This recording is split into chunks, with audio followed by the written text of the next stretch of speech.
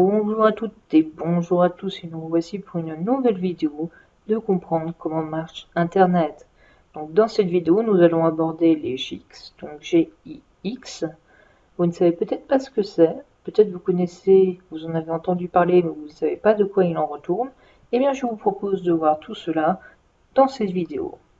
Donc on va commencer par un petit rappel de la vidéo que j'avais faite sur l'appairage et le transit. Ici, nous avons deux systèmes autonomes, donc nous avons le réseau de Orange et le réseau SFR. Et pour pouvoir discuter entre eux, c'est-à-dire pour qu'un utilisateur d'Orange puisse communiquer avec un utilisateur d'SFR, il y avait deux solutions. La première consistait à passer par un tiers supérieur. Donc Orange transmettait à un tiers supérieur qui lui-même transférerait à SFR. Oui, donc ça c'était le transit. Mais on avait vu également qu'ils pouvaient faire des accords d'appairage entre les deux, c'est-à-dire qu'ils vont relier leur routeur de bordure via une connexion directe sans passer ainsi par un tiers. Donc, ce qu'on appelait donc l'appairage ou le peering. Vous vous doutez bien que ici c'était un cas d'école, évidemment il n'y a pas qu'un seul routeur de bordure et il n'y a pas qu'une seule liaison. Si ici par exemple il n'y avait qu'une seule et réelle liaison entre Orange et SFR et que cette liaison serait par exemple à Paris, il y aurait un sacré goulot d'étranglement. Il faudrait une infrastructure qui soit plutôt solide et donc très coûteuse. En réalité, c'est qu'il y a plusieurs zones de liaison entre Orange et SFR et sur différents lieux géographiques. Ainsi, il va par exemple y avoir une liaison à Paris, une liaison à Lyon et une liaison à Marseille. Et par exemple, si je souhaite parler, moi, je suis chez Orange et je suis à Lyon, à un ami qui se trouve à Lyon mais qui est chez SFR, je n'aurai pas à monter à Paris ou à descendre à Marseille, j'aurai une liaison à Lyon. Et donc, ça c'est bien, mais concrètement, cette liaison-là, elle est faite comment? Comment ça marche? Parce que là, sur le schéma, c'est bien, hein, j'ai mis deux routeurs et je les ai reliés. Mais concrètement, qu'est-ce qui se passe derrière? Et bien ça, c'est justement le rôle des GIX. Donc les GIX, c'est quoi? C'est Global Internet Exchange. En gros, c'est un lieu qui est rempli de switches Ethernet sur lesquels vont pouvoir se plugger les différents AS, comme Orange, comme SFR, et ainsi pouvoir échanger du trafic entre eux. Il y a évidemment trois raisons pour lesquelles ils font cela. Une réduction des coûts. Généralement, ils ne se font pas payer, ou en tout cas, ils font payer beaucoup moins cher que faire passer par un tiers. La latence, c'est l'exemple que j'ai dit. Plutôt que de passer par Paris ou par Marseille, je passe par le lieu géographique le plus proche. Et enfin, une réduction des bandes passantes. Finalement, ça évite que je consomme plein de bandes passantes pour monter à Paris, ou inversement pour descendre à Marseille, alors que finalement, la distance qui sépare mon ami et moi-même est relativement faible et nécessite finalement peu de bandes. Donc tout cela a poussé justement les opérateurs, les fournisseurs d'accès Internet à justement développer les GIX. Et il faut savoir qu'en France, finalement, on est relativement bien fourni. J'ai mis ici une petite liste que l'on retrouve sur Wikipédia. Et on peut voir que finalement, il y en a à Valence, il y en a à Paris, il y en a à Strasbourg, il y en a un petit peu partout. Voilà, Le Mans, Rennes, Marseille. Bon, certains sont arrêtés, donc c'est pas grave. Certains sont en cours de déploiement, comme par exemple Girondix à Bordeaux.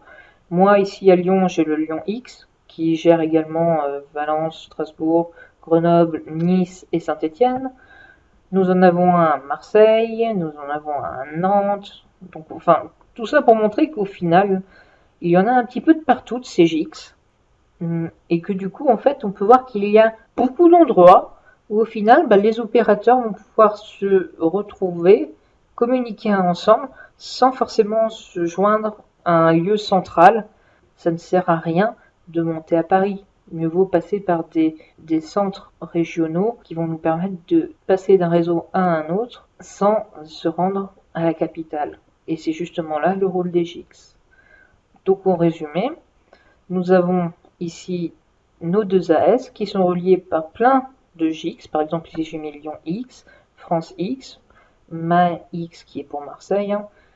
Et en fait, quand on va communiquer, voilà, On va utiliser ces différents GIX pour pouvoir passer d'un réseau à un autre. Et juste pour conclure, hein, j'ai mis un petit lien, comme vous le voyez, des membres du Lion X. C'est juste pour vous montrer qu'en fait, ça n'a rien d'ésotérique, c'est pas quelque chose de caché, etc. Si je clique ici, normalement, je vais avoir une page web qui va s'ouvrir. Et ici, voilà, j'arrive sur le site de Lion X. Et ici, je peux voir que voilà, actuellement sur Lion X, il y a 80 AS qui sont connectés. Et là, bah, je peux tout simplement les regarder. Je peux voir qu'il y a la FNIC qui est connectée. Si je descends, je peux voir qu'il y a Bouygues Télécom. Et il y a Cégide et plein d'autres sociétés comme Cogent qui, lui, est un tiers 2.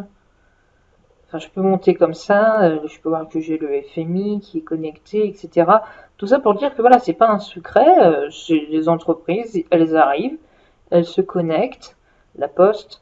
Elle paye juste pour se connecter dessus, et puis bah, finalement, toutes ces plateformes, tous ces AS peuvent communiquer entre eux, level 3, et ainsi échanger, numéricable, peuvent échanger du trafic sans forcément passer par Orange, sans passer par la capitale, ou en tout cas un point centralisateur. J'ai perdu le mot, mais c'est pas grave, SFR. Globalement, vous avez vu comment ça se passe. Donc effectivement, donc les différents AS pour communiquer, bah, ils n'utilisent pas forcément du transit parce que ça coûte cher et du coup ils utilisent de l'APRH comme on a vu. Et l'APRH se fait comment? Il se fait essentiellement via des GIX, comme ici vous pouvez voir le GIX de Lyon. Donc il y a une grosse plateforme remplie de switches, hein, c'est pas des technologies de fou, hein, c'est des switches Ethernet qui sont là pour transférer avec du haut débit, etc. Mais derrière, ça reste des switches. Et donc voilà, donc j'espère que vous aurez appris quelque chose durant cette vidéo, et j'espère qu'elle vous plaira. En tout cas, merci à vous de me suivre. Si cette vidéo vous plaît, bah, n'hésitez pas à mettre un pouce vert ou mettre un commentaire, ça me fait toujours plaisir de voir bah, si ma vidéo vous plaît ou non. Et puis c'est toujours un plaisir de discuter avec vous. J'essaye de répondre un maximum aux personnes qui me parlent, tout simplement. Et c'est toujours avec plaisir que je lis vos commentaires. Donc sur ce, moi je vous dis à une prochaine fois, à une prochaine vidéo. Allez, salut!